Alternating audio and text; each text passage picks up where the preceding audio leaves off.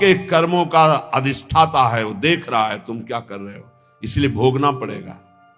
किसी और के देखने की जरूरत नहीं, कर्माध्यक्ष वो परमात्मा, वो देख रहा है तुम्हें। डरो उससे, डरो। पाप कर्म करते समय ध्यान रखो, तुम्हें देख रहा है कोई, वो है परमात्मा, वही कर्माध्यक्ष है, वही न्यायाधीश है, वो स्वयं देख रहा है। किसी की वकालत की जरूरत नहीं, गवाही की जरूरत नहीं, साक्षी की जरूरत नहीं।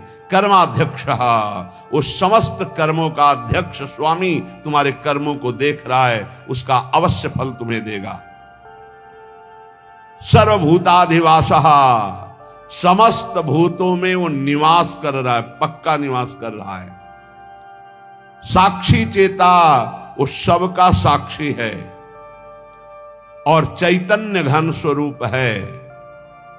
केवलो निर्गुणश्च, वो सतोगुण, रजोगुण, तमोगुण तीनों गुणों से ऊपर उठा हुआ निर्गुण है। निर्गुण का तात्पर्य होता है गुणातीत। गुणातीत माया के इन तीनों गुणों से ऊपर, सबको चेतना प्रदान उसी से होती है। चैतन्य शक्ति उसी से जागृत होती है। एको वसी निष्क्रियाणाम बहुनामेकम बीजम बहुधा यह करोति तमात्मस्थम येनु पश्यन्ति धीरास्तेषां सुखम शाश्वतम नेतरेषाम। जो अकेला एक अनंत ब्रह्मांडों में, अनंत भूतों में, अनंत शक्तियों में अपनी शक्ति का संचार करता है, वो सबका शासक एक ईश्वर है। वो प्रकृति को बीज रूप से अनेक रूपों में परिणित करके विराजमान है। ये सब वही साक्षात विराजमान है, वही प्रकट रूप में दिखाई दे रहा है, वही अप्रकट सबके हृदय में विराजमान, सबसे परे, सब में भरे, सबसे परे और सब में भरे। जो सबसे भरे वही सबसे परे, जो सबसे परे वही सब में भरे। यह रहस्य रघुनाथ कर बेगी न जाने कोई, और जो जाने रघुपति कृपा तो सपने मोह न होए। जो ऐसे परमेश्वर का अनुभव कर लेता है वो सदैव परमानंद में मगन रहता है। तेसाम सुखम शाश्वतम नेतरेषाम, जो सबसे परे, सब में भरे, ऐसा अनुभव कर ले। यो माम पश्यति सर्वत्र सर्वम च मयि पश्यति तस्याहम न प्रणश्यामि सच में न प्रणश्यति। वो कभी मेरे से दूर नहीं होता, मैं कभी उससे दूर नहीं होता। जो ये जान जाता है सब में श्री भगवान है और सब श्री भगवान में है।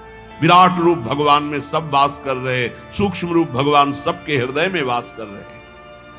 नित्यो नित्यानाम चेतनश्चेतनानाम एको बहुनाम यो विदधाति कामान तत्कारणम सांख्य योगाधिगम्यम ज्ञात्वा देवम मुच्यते सर्वपासई। देखो ये वेद है, इसको समझ लोगे तो कभी संशय नहीं होगा।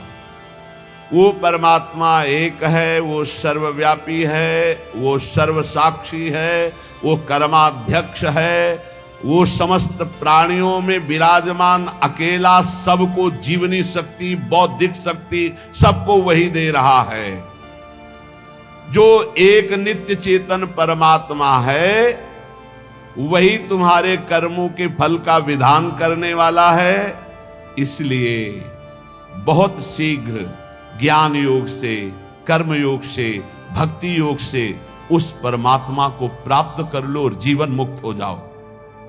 सबके कारण रूप परम देव परमात्मा को प्राप्त कर लिया तो समस्त बंधनों से मुक्त हो जाओगे। ज्ञात्वा देवम मुच्यते सर्वपासई है, सर्व बंधनों से मुक्त हो जाओगे। जीवन का परम लक्ष्य वेद कहता है, श्वेता श्वेतर वेद, आपको भगवत प्राप्ति इसी जन्म में करनी, और कोई जन्म नहीं है। बार बार अन्य योनियों में जाने पर तुम कोई नया कर्म नहीं कर सकते, केवल मनुष्य जीवन में भगवत प्राप्ति कर सकते हो। वो भगवत प्राप्ति किसी और की उपासना से नहीं होगी, महापुरुषों के चरणों की उपासना से एकमात्र भगवान की उपासना। बहुगणित तत्तपसा न याति न चेज्या न निरूपणात् गृहाद्वा न छंदसा नैव जलाग्नि सूर्यो बिना महत्पाद रजोभिषेकम। ये कह रहे हैं और कोई उपासना से इनकी प्राप्ति नहीं होने वाली। अगर आप समझते हो कि अन्य कोई, तो इनका प्रवेश ही नहीं है। न तत्र सूर्यो भाति न चंद्र तारकम, न सूर्य का वहां प्रवेश है न चंद्रमा का प्रवेश है कि अपने प्रकाश सहित पहुंच जाए परम धाम में, ब्रह्मधाम में, ब्रह्म स्वरूप में। न तत्र सूर्यो भाति न चंद्र तारकम नेमा विद्यतो भांति कुतोयम अग्नि, न अग्नि न बिजली न चंद्रमा न सूर्य, इन तेज त्रिभुवन को प्रकाशित करने वालों की सामर्थ्य नहीं कि उसमें प्रवेश पा सके। तमेव भांतम अनुभाति सर्वम तस्या भाषा सर्वमिदं विभाति, क्योंकि ये सब उससे प्रकाशित होते हैं, उसी परमात्म तत्व से। इसलिए जो सबका परम प्रकाशक है, उस परमात्मा की प्राप्ति इसी देह में, मनुष्य देह में आप कर सकते हैं। जो इस मनुष्य देह को प्राप्त करके भगवत प्राप्ति नहीं करता है, वो अपना भारी पतन कर रहा है। पर भगवत प्राप्ति कौन कर सकता है? जिसको कोई भी त्रिभुवन का भोग ललचाए ना, भ्रष्ट ना कर पाए। ये तैयारी करनी पड़ेगी ये सत्संग से। और पक्का हमने देखा है, पक्का देखा है और देख रहा हूं, जैसे जैसे सत्संग हो रहा है, जैसे जैसे भजन हो रहा है, जैसे जैसे बात समझ में आ रही, तो सबसे बड़ा तूफान जीवन का होता है नवयौवन अवस्था। बहुत ध्यान से प्रसंग सुनना है। जब तक भोगों की आसक्ति आपके अंदर किसी भी भोग की रहेगी, तब तक आपको भगवत प्राप्ति का उत्साह नहीं होगा। एक बार ये जो प्रसंग चल, एक बार नचिकेता नाम के ब्रह्म ऋषि के पुत्र थे वो, तो उनका जन्मोत्सव मनाया जा रहा था। तो जन्मोत्सव में अब वो ब्रह्म ऋषि थे, तो बहुत से ब्रह्म ऋषियों को बुलाया, मंत्रोच्चारण हुए वेदों के, फिर गौएं दान की। तो नचिकेता ने देखा गलत हो रहा है, उन्हीं का जन्मोत्सव था। अच्छी अच्छी गौएं गौशाला में रख ली गई हैं, और जो कम दूध देती हैं या जो दूध देना छोड़ने वाली हैं, वो गौएं दान की जाए। तो उन्होंने दान करते समय ही पिता से कहा कि मुझे ये आपकी दान पद्धति ठीक नहीं लग रही।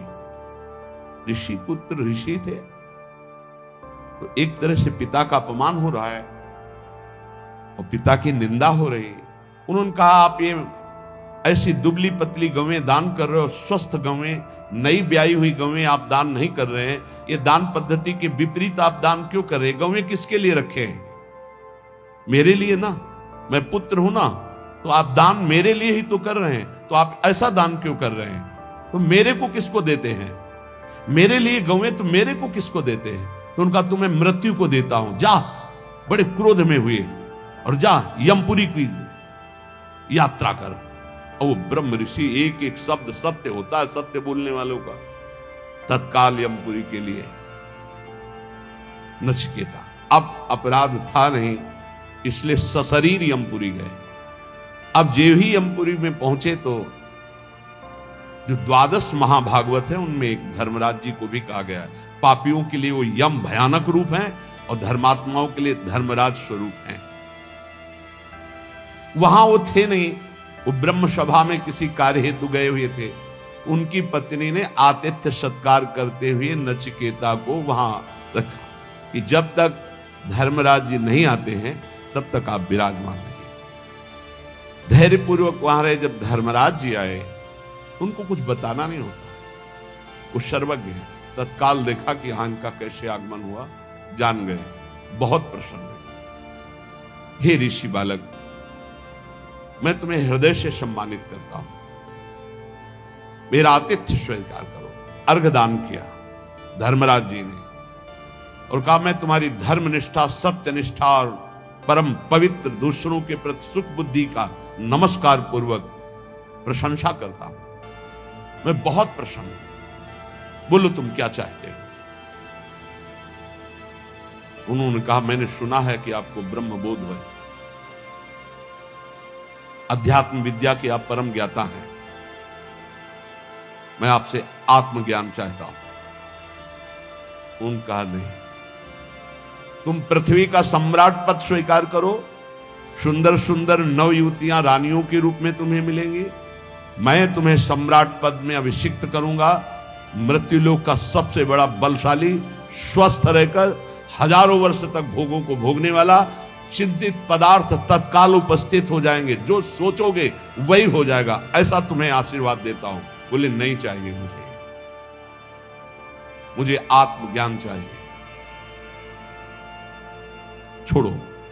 मैं तुम्हें स्वर्ग का देवराजेंद्र पद देता हूं, नवीन नवीन अप्सराएं तुम्हारी सेवा में रहेंगी, स्वास्थ्य भोग वैभव देवता तुम्हारे अधीन रहेंगे, ऐसा मैं तुम्हें वरदान देता हूं। बोले नहीं चाहिए, मुझे सिर्फ आत्मबोध चाहिए, आत्मज्ञान चाहिए। क्या क्या नहीं लालच दिया, जब कोई भी बात स्वीकार नहीं का, आत्मज्ञान चाहिए, तब बोले श्रेयश्च प्रेयश्च मनुष्य में तस् तौ संपरित्य विविनक्ति धीरः श्रेयो ही धीरे भी प्रेयसो वृणीते प्रेयो मंदो ये क्षेमात् वृणीते। हे नचिकेता, तुम महान हो। जब कोई भगवत मार्ग में चलना चाहता है तो उसके सामने दो वस्तुएं होती है, एक श्रेय और एक प्रेय। श्रेय कहते हैं जिससे भगवत प्राप्ति होती है, प्रेय कहते हैं जिनसे भोगों की प्राप्ति होती है। दोनों सामने रखे जाते हैं। किनके? हमारे तुम्हारे ऐसे साधारण के नहीं, जिनका दृढ़ लक्ष्य बन गया भगवत प्राप्ति। अब जो भोग चाहिए वो सब मिलेगा उसको, फ्री मिलेगा, भोगो, और उत्तम भोग उसको एकांत में दिया जाएगा, भोगो। अगर प्रेय भोग लिया तो श्रेय की प्राप्ति का अधिकार क्षीण होने लगता है। अगर प्रेय को ठुकरा दिया तो श्रेय की प्राप्ति, श्रेय माने कल्याण, परम भगवत प्राप्ति, परमानंद की प्राप्ति, प्रेय भेजा जाएगा। यहां तो प्रेय के लिए ही श्रेय को स्वीकार कर रहे, भगवान को साधन मान रहे हैं और भोगों को साध्य मान रहे हैं, जबकि साध्य भगवान होने चाहिए, भोगों को साधन बना दो। नचिकेता, तुमने प्रेय को ठुकराया है, तुम श्रेय के अधिकारी हो। ध्यान देना, ये भगवत पार्षद हैं सब, ऐसे आप आगे नहीं बढ़ेंगे, आपके लिए भेजा जाएगा। ये ले लो, भगवान को छोड़ो, ये ले लो, भजन छोड़ो, ये ले लो। कोई वासना लेके जाओगे, भरपूर वो वासना की पूर्ति की जाएगी भजन छुटवाने के लिए। ये अंदर बैठा ये संत वाणी इसीलिए सुना रहे बड़े बड़े महापुरुषों की। प्रेय और श्रेय दोनों साधक के सामने रखे जाते हैं। बुद्धिमान उपासक को दोनों पर भली भांति विचार करना है कि ये प्रेय तो बहुत जन्मों में भोग चुका हूं, अब इस जन्म में नहीं, इस जन्म में मुझे भगवत प्राप्ति करनी है। वो श्रेष्ठ बुद्धि परम कल्याण के साधन के सामने समस्त भोग, सम्मान, प्रतिष्ठा को त्याग करके श्रेष्ठ समझकर भगवत प्राप्ति को आगे बढ़ता नहीं चाहिए। परंतु जो मंद बुद्धि वाला होता है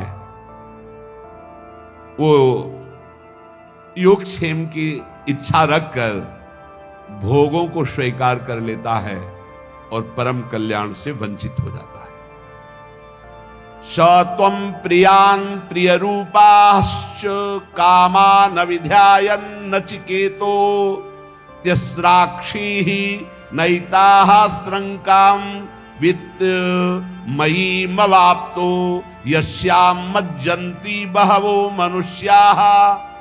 बहुत सुंदर प्रसंग है।